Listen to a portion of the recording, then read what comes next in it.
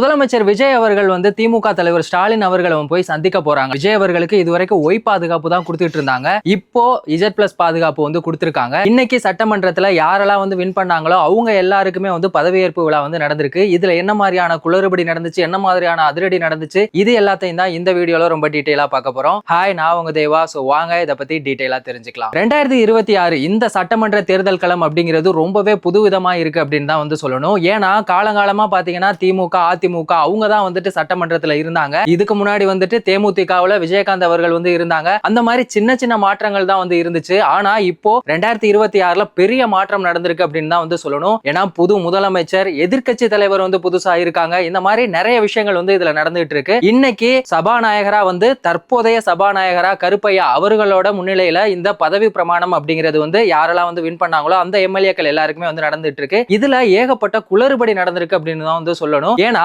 தாவேகாவோட MLA Keerthana அவங்க என்ன பண்ணிருக்காங்க, அவங்க வந்து சிவகாசி தொகுதியில வந்து ஜெயிச்சாங்கல்ல, அவங்க அந்த ஜெயிச்சதுக்கான சர்டிபிகேட்டை வந்து எடுத்துட்டு வரல. அது மட்டும் இல்லாம அதிமுக சைடுல இருந்து கேசி பெரிய கருப்பண்ணன் அவருமே வந்து எடுத்துட்டு வரல. உஷாராணி அவங்களுமே வந்து சர்டிபிகேட்டை வந்து எடுத்துட்டு வரல. இதெல்லாம் எவ்வளவு பெரிய ஒரு ரெஸ்பான்சிபிளான ஒரு விஷயம். இங்கேயே வந்துட்டு நீங்க இவ்வளவு அலட்சியமா இருக்கீங்க அப்படின்னு சொல்லிட்டு சோசியல் மீடியால எல்லாருமே வந்து விமர்சனம் பண்ணிக்கிட்டே இருக்காங்க. இந்த தேர்தல் களம், இந்த சட்டமன்றத்தோட தேர்தல் களம் அப்படிங்கிறது ரொம்பவே சுவாரஸ்யமான ஒண்ணா நம்ம பார்க்க வேண்டியதா இருக்கு. ஏன்னா விஜய் வெர்சஸ் உதயநிதி அப்படிங்கிறது தான் வந்து 2031ல எல்லாருமே எதிர்பார்த்த ஒரு விஷயம். ஆனா அது 2021ல நடந்திருக்கு. இதுக்கப்புறமா அங்க என்னெல்லாம் நடக்க போகுது, அடுத்தடுத்து என்ன மாதிரியான பரபரப்பான விஷயங்கள்லாம் வந்து நடக்கும் அப்படிங்கிறது தான் எல்லாரோட எதிர்பார்ப்புமாவே இருக்கு. முதலமைச்சர் விஜய் அவர்கள் வந்துட்டு திருச்சி கிழக்குல வந்து போட்டிட்டாங்கல்ல, அங்க வந்து அவர் வந்து ராஜினாமா பண்ணிருக்காங்க. பெரம்பூர் தொகுதியில வந்து ஜெயிச்சதை தான் வந்து எம்எல்ஏவா பதவி பிரமாணமும் வந்து பண்ணிருக்காங்க. தாவேகா சைடுல மட்டும் கிடையாது, திமுக, அதிமுக எல்லாரோட முக்கியமான அமைச்சர்கள் எல்லாமே வந்துட்டு இன்னைக்கு எம்எல்ஏவா பதவி பிரமாணம் வந்து பண்ணிருக்காங்க. யோசிச்சு பாருங்க, முதலமைச்சரா வந்துட்டு விஜய் அவர்களும் எதிர்க்கட்சி தலைவரா வந்துட்டு உதயநிதி அவர்களுமே இருக்காங்க. இதை வந்து அபிஷியலா வந்து கன்ஃபார்ம் பண்ணிருக்காங்க. திமுக சைடுல இருந்து துணை தலைவரா KN நேரு அவர்கள் இருக்காங்க. கொறடாவா யாரு இருக்காங்க அப்படின்னு பாத்தீங்கன்னா ஏவா வேலு இருக்காங்க. இது என்னடா கொறடா, அவங்களோட முக்கியமான பணி என்ன அப்படிங்கறத நம்ம தெரிஞ்சுக்கலாம். இந்த கொறடா அப்படிங்கிறது என்னன்னா, இப்போ முக்கியமான ஒரு சிச்சுவேஷன்ல சட்டமன்றத்துல வந்துட்டு எல்லாருமே வந்து அசம்பிள் ஆகணும். அவங்க எல்லாருமே வந்து அசம்பிள் ஆகுறதுக்கான அந்த ஆர்டரை வந்து அவர் தான் போடுவாங்க. இப்போ சட்டமன்றத்துல புதுசா ஒரு சட்டம் கொண்டு வர்றாங்க அப்படின்னா யாருக்கு வந்துட்டு ஓட்டு போடணும், அதாவது இப்போ எதிர்க்கட்சி இருக்காங்கல்ல அந்த கட்சிக்கு தான் வந்து ஆதரவு கொடுக்கணும் அப்படிங்கறத ரொம்ப ஃபோர்ஸா வற்புறுத்துறது யாரு அப்படின்னா இவர் மட்டும்தான். ஒருவேளை அவர் சொல்றதை கேட்காம இவங்க வேற யாருக்காவது ஓட்டு போட்டாங்க அப்படின்னா அவங்கள வந்து பதவி நீக்கம் வந்து இவரால டைரக்டா பண்ண முடியாது. பதவி நீக்கம் பண்றதுக்கான ஒரு பரிந்துரை அப்படிங்கிற ஒரு விஷயத்தை வந்து பண்றதுக்கான முக்கியமான ஒரு பொறுப்பு தான் வந்து இந்த கொறடா. அதுவா தான் வந்துட்டு இப்போ எதிர்க்கட்சியில வந்து ஏவா வேலு அவர்கள் வந்து இருக்காங்க. இந்த மாதிரி ஒவ்வொரு கட்சிக்குமே வந்து கொறடாவா இருப்பாங்க. இதுல முக்கியமான இந்த சட்டமன்றத்துல யாரோட பொறுப்பு, இந்த தீர்ப்பெல்லாம் வந்து கொடுப்பாங்கல்ல, அந்த மாதிரி ஒரு இடத்துல யார் இருக்காங்க அப்படின்னா அது சபாநாயகர் தான். அவரோட வேலை என்னன்னா சட்டமன்றத்தை வந்து எப்ப ஆரம்பிக்கணும், யார் எப்ப பேசணும், எவ்வளவு நேரம் பேசணும் அப்படிங்கறத அவர் தான் வந்து முடிவு பண்ணுவாங்க. இப்போ சட்டமன்றத்துல ஒரு சட்டம் கொண்டு வர்றாங்கன்னு வைங்களேன், இப்போ ஆளுங்கட்சி எதிர்க்கட்சி எல்லாருமே ஓட்டு போட்டு ஈக்குவல் ஆயிருச்சு அப்படின்னா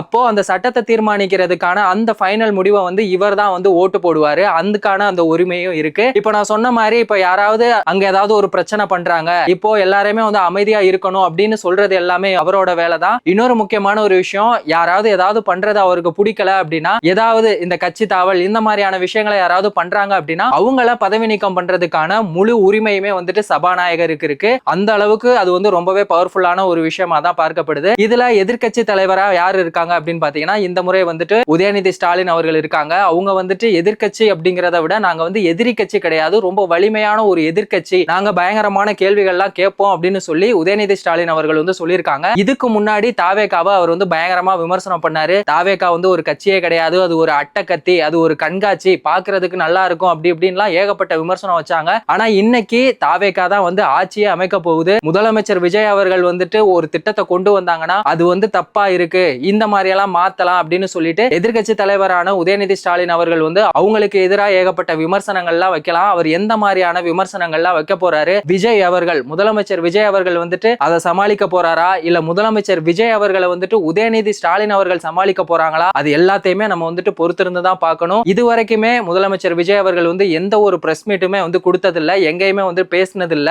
சோ சட்டமன்றத்துல அவர் எப்படி பேச போறாரு அப்படிங்கறத தான் எதிர்பார்த்து எல்லாருமே காத்துக்கிட்டு இருக்காங்க. எதிர்க்கட்சி கேட்கிற கேள்விகளுக்கு அவர் என்ன மாதிரியான பதில் எல்லாம் வந்து சொல்ல போறாரு அப்படிங்கறதெல்லாம் தெரிஞ்சுக்க போறோம். அடுத்தடுத்து இந்த அரசியல் களமே வந்துட்டு பயங்கரமா இருக்க போது. இதுல ஏகப்பட்ட ட்விஸ்ட் இருக்கும், ஏகப்பட்ட பிரச்சனைகள் இருக்கும். இது எல்லாத்தையுமே எதிர்க்கட்சி ஆளுங்கட்சி எல்லாருமே எப்படி சமாளிக்க போறாங்க அப்படிங்கறதெல்லாம் நம்ம வெயிட் பண்ணி பார்ப்போம். இன்னொரு முக்கியமான ஒரு விஷயம், சட்டமன்றத்துல சி.வி. சண்முகம் அவர் என்ன பண்ணிருக்காரு, பதவியேற்பு நடந்துகிட்டு இருக்கும்போது பாதியிலே எந்திரிச்சு வெளியே போயிட்டாங்க. ஏற்கனவே எடப்பாடி பழனிசாமி அவர்கள் வந்து 11வது முறையாவுமே வந்து தோல்வியை சந்திச்சிருக்காங்க. அதனால அவர் வந்து அதிமுகவோட பொதுச் செயலாளர் பதவியை விட்டு போகணும் அப்படின்னு சொல்லிட்டு கட்சிக்குள்ளேயே ஏகப்பட்ட பிரச்சனைகள் வந்து போயிட்டு இருக்கு. அவருக்கு எதிராக ஏகப்பட்ட சதிகள்லாம் வந்து நடந்துகிட்டு இருக்கு. சி.வி. சண்முகம், எஸ்.பி. வேலுமணி, விஜயபாஸ்கர் அவங்க எல்லாருமே ஒன்னா சேர்ந்து தாவேகாவுக்கு ஆதரவா 36 எம்எல்ஏக்கள் வந்துட்டு தாவேகா சைடுல போற மாதிரியான அரசல் புரசலான விஷயங்களுமே வந்துட்டு எல்லாருமே பேசிட்டு இருக்காங்க. அது எந்த அளவுக்கு உண்மை அப்படிங்கிறது இன்னைக்கு ஈவினிங் கன்ஃபார்ம் ஆகும் அப்படின்னு வந்து சொல்லியிருக்காங்க. அதுக்கிடையில சி.வி. சண்முகம் அவர்கள் வந்து சட்டமன்றத்தை விட்டு பாதியிலே வெளியே வந்திருக்கிறது ரொம்பவே பரபரப்பா பேசப்பட்டுகிட்டு இருக்கு. இன்னொரு விஷயம், செங்கோட்டையன் அவர்கள் வந்துட்டு பதவி ஏற்கும் போது மறைந்த ஜெயலலிதா அம்மா அவர்களோட புகைப்படத்தை வந்து பாக்கெட்ல வச்சுட்டு தான் வந்து பதவி ஏற்றிருக்காங்க. இது உண்மையிலேயே ரொம்ப சந்தோஷமான ஒரு விஷயமா இருக்கு. அவர் எந்த அளவுக்கு அவங்களுக்கு விசுவாசமா இருந்திருக்காங்க அப்படிங்கறதையும் பார்க்க முடியுது. தாவேகா தலைவர் விஜய் அவர்கள் இப்ப முதலமைச்சரா இருக்காருல்ல, அவர் வந்து அதுக்கு பெர்மிஷன் கொடுத்திருக்காருல்ல, அது வந்து உண்மையிலேயே வேற லெவல். யோசிச்சு பாருங்க, அதிமுகவுல ரொம்ப பெரிய ஜாம்பவான்களா இருந்த செங்கோட்டையன் அவர்கள் ஒரு பக்கம், இன்னொரு பக்கம் ஓபிஎஸ் அவர்கள், இன்னொரு பக்கம் எடப்பாடி பழனிசாமி அவர்கள் எல்லாருமே வந்துட்டு ஒரே இடத்துல சந்திக்கிறாங்க. சோ என்ன மாதிரியான விவாதங்கள்லாம் அவங்களுக்குள்ள போக போகுது, இது எங்க போய் முடிய போகுது அப்படிங்கறதெல்லாம் நம்ம பொறுத்திருந்து பார்ப்போம். அந்த அப்டேட் எல்லாமே நம்மளோட சேனல்ல வந்து கண்டினியூவா போட்டுட்டே இருப்போம். எல்லாருமே வந்துட்டு ஷார்ட்டா இதுதான் நியூஸ் அப்படின்னு வந்து சொல்லுவாங்க. ஆனா நம்ம சேனல்ல அப்படி கிடையாது. எதனால இது நடந்துச்சு, ஏன் நடந்துச்சு, இப்போ ஒரு விஷயம் புதுசா ஒரு வார்த்தை, இப்ப கொறடா அப்படின்னா இதுக்கு முன்னாடி உங்களுக்கு தெரியுமா இல்லையான்னு தெரியல, அதுனா என்ன, அதோட முக்கியமான வேலைகள் என்ன, இந்த மாதிரி நான் வந்து ஒரு எக்ஸாம்பிளுக்கு சொல்றேன். இந்த மாதிரி ஒவ்வொரு விஷயத்தையுமே ரொம்ப டீப்பா ரிசர்ச் பண்ணி தான் நான் வந்து உங்ககிட்ட வந்து பேசுறேன். சோ இது எல்லாத்தையுமே நீங்க தெரிஞ்சுக்கணும் அப்படின்னா மறக்காம நம்ம சேனலை வந்து சப்ஸ்கிரைப் பண்ணுங்க, உங்க ஃப்ரெண்ட்ஸுக்கும் ஷேர் பண்ணுங்க. வேறொரு வீடியோல வேறொரு கண்டென்ட்ல திரும்பவும் சந்திக்கலாம்.